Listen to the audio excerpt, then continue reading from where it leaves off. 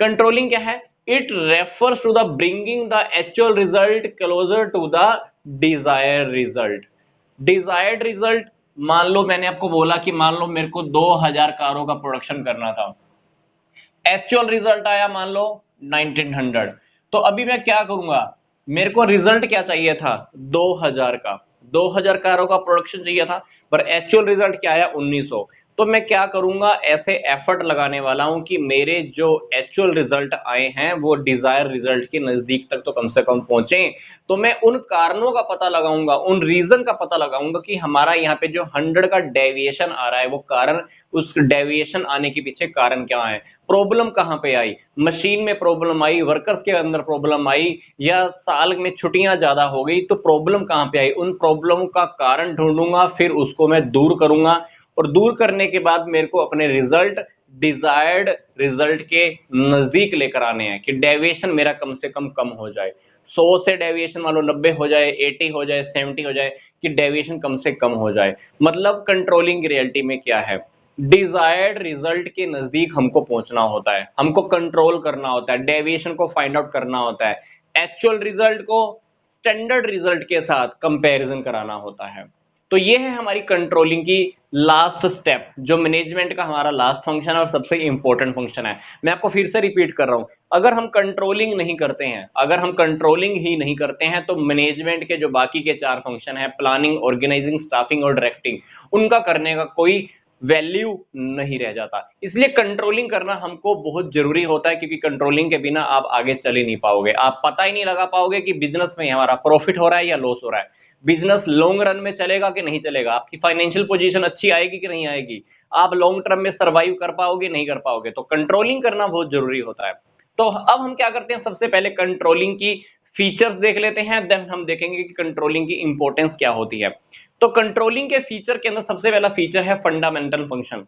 Fundamental function क्यों है, आधारभूत फंक्शन क्यों है, मैंने आपको बताया मैनेजमेंट के 5 फंक्शन मेन होते हैं, जिसमें से 5वां फंक्शन हमारा क्या है, कंट्रोलिंग है। इसलिए मैंने आपको पहले भी अभी रिपीट किया है, अगर मैं कंट्रोलिंग नहीं करता हूं तो बाकी के 4 फंक्शंस की कोई इंपॉर्टेंस नहीं रह जाती। इसलिए कंट्रोलिंग हमारा एक फंडामेंटल फंक्शन है जो हमको करना ही होगा, नहीं करोगे तो बाकी के 4 फंक्शंस की कोई इंपॉर्टेंस नहीं, कोई वैल्यू नहीं रह जाती है।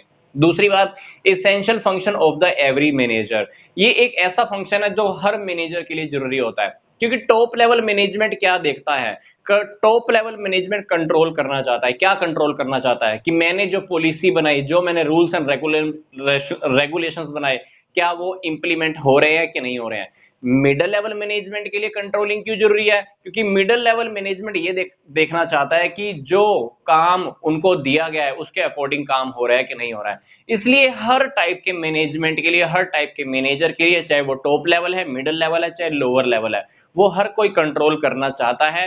वो देखना चाहता है कि जो काम उनको दिया गया है या जो काम उन्होंने फिक्स किया है उसके अकॉर्डिंग काम हो रहा है या नहीं हो रहा है। तीसरी बात, कॉन्टिन्यूस एक्टिविटी। कंट्रोलिंग ऐसी नहीं है कि आपने एक बार कर दिया और काम चल जाएगा, नो, कंटिन्यू आपको कंट्रोलिंग करना ही पड़ता है, हर स्टेप के ऊपर, day by day routine work के अंदर आपको कंट्रोलिंग करना पड़ता है। क्योंकि अगर मान लो आप 1 महीने के बाद, 6 महीने के बाद फैक्ट्री के अंदर चक्कर लगाते हो, फिर देखते हो कि अच्छा काम उस अकॉर्डिंग नहीं हो रहा है, तो आपका आने का कोई फायदा नहीं है, क्योंकि 6 महीने के अंदर तो बहुत बड़ी गड़बड़ हो चुकी होगी। इसलिए कंट्रोलिंग अगर करना चाहते हो, अगर आप चाहते हो कि आपके रिजल्ट डिजायर रिजल्ट्स के अकॉर्डिंग मिल जाएं, आपको जो रिजल्ट चाहिए था उसी के अकॉर्डिंग आपको बेनिफिट मिल जाए, तो आपको कंट्रोलिंग कंटिन्यू करना पड़ेगा, लगातार निगरानी रखनी पड़ेगी और उसको सुधारना पड़ेगा, करेक्टिव एक्शन आपको हाथों हाथ लेने पड़ते हैं। इसलिए कंट्रोलिंग का कंटिन्यूस एक्टिविटी होती है जो हर टाइम चलती है। प्लानिंग के टाइम पे भी कंट्रोलिंग चाहिए, डायरेक्टिंग के टाइम पे, है ना, हर जगह आपको कंट्रोलिंग करना ही होता है। चौथी बात, bringing and sorry beginning and end of the process of the management. मैंने आपको बताया कंट्रोलिंग मैनेजमेंट का बिगिनिंग में भी होता है रियलिटी में, और ये लास्ट में भी होता है। बिगिनिंग में कैसे होता है, प्लानिंग के टाइम पे हम क्या करते हैं, स्टैंडर्ड फिक्स करते हैं, और कंट्रोलिंग में हम क्या करते हैं, ये देखते हैं कि हमारा काम जो हमने स्टैंडर्ड फिक्स किया था उसके अकॉर्डिंग हो रहा है नहीं हो रहा है। मतलब कंट्रोलिंग के अंदर हम क्या करते हैं, एक्चुअल रिजल्ट को डिजायर रिजल्ट के नजदीक लेके जाते हैं। तो जब हमने स्टैंडर्ड फिक्स किए, कब फिक्स किए थे? प्लानिंग के टाइम पर। देखा जाए तो कंट्रोलिंग के अंदर भी तो हम यही काम कर रहे हैं ना। कंट्रोलिंग के अंदर भी हम क्या देख रहे हैं? एक्चुअल रिजल्ट डिजायर रिजल्ट के अकॉर्डिंग आ रहे हैं नहीं आ रहे हैं। तो कंट्रोलिंग रियलिटी में हमारी स्टार्टिंग से स्टार्ट हो जाती है, प्लानिंग से स्टार्ट हो जाती है। ऑर्गेनाइजिंग के अंदर भी प्लानिंग कंट्रोलिंग करनी पड़ती है, स्टाफिंग के टाइम पे भी कंट्रोल करना पड़ता है। स्टाफिंग के टाइम पे कंट्रोल कैसे करना पड़ता है? कहीं गलत इंप्लॉय को रिक्रूट ना हो जाए, किसी गलत इंप्लॉय को हम नौकरी ना दे दें।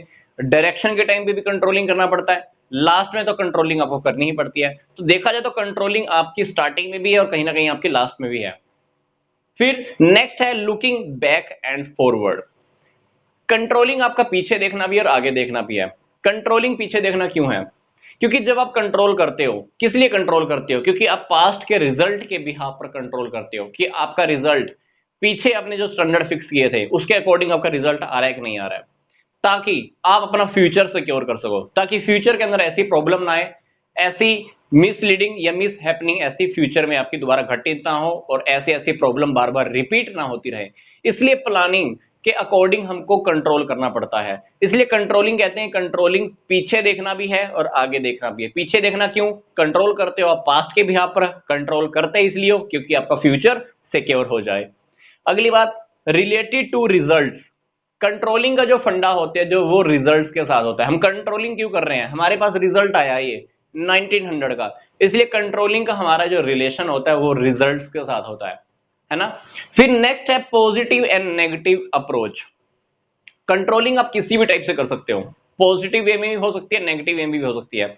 अगर आपके पास मान लो 2000 आपने टारगेट फिक्स किया था, 2000 का आपने टारगेट फिक्स किया था, कार प्रोड्यूस हो गई, कारों का प्रोडक्शन हो गया मानो 2100, प्लस में आंसर आया आपका।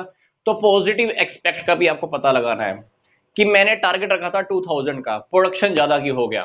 क्योंकि आपना टारगेट से भी ज्यादा हो गया प्रोडक्शन। इसका मतलब है कि आप नेक्स्ट ईयर और भी अच्छी तरीके से प्रोडक्शन कर सकते हो। आप 100 कारों का ज्यादा होने का, प्रोडक्शन ज्यादा होने का कारणों का पता लगाओ क्योंकि हमारे पास इतना एक्सेस में कैसे बन गया। नेक्स्ट ईयर आप क्या करोगे? प्रोडक्शन इससे भी अच्छा करने वाले, उन कारणों का पता लगाओगे जिस गुड फैक्टर्स की वजह से आपका प्रोडक्शन इतना अच्छे लेवल पे चला गया। अगर आपका प्रोडक्शन कम आता है, 1900 आया, तो आपका नेगेटिव आया आंसर, मतलब -100, तो आप -100 का भी कारण पता लगाओगे ताकि आपकी अगले साल या नेक्स्ट टाइम आपकी गलती रिपीट ना हो। तो ये कंट्रोलिंग आपकी पॉजिटिव अप्रोच भी हो सकती है, नेगेटिव अप्रोच भी हो सकती है, क्योंकि कंट्रोलिंग आपको किसी भी तरीके से करना पड़ता है, पॉजिटिवली और नेगेटिवली भी आपको कंट्रोल करना हो सकता है।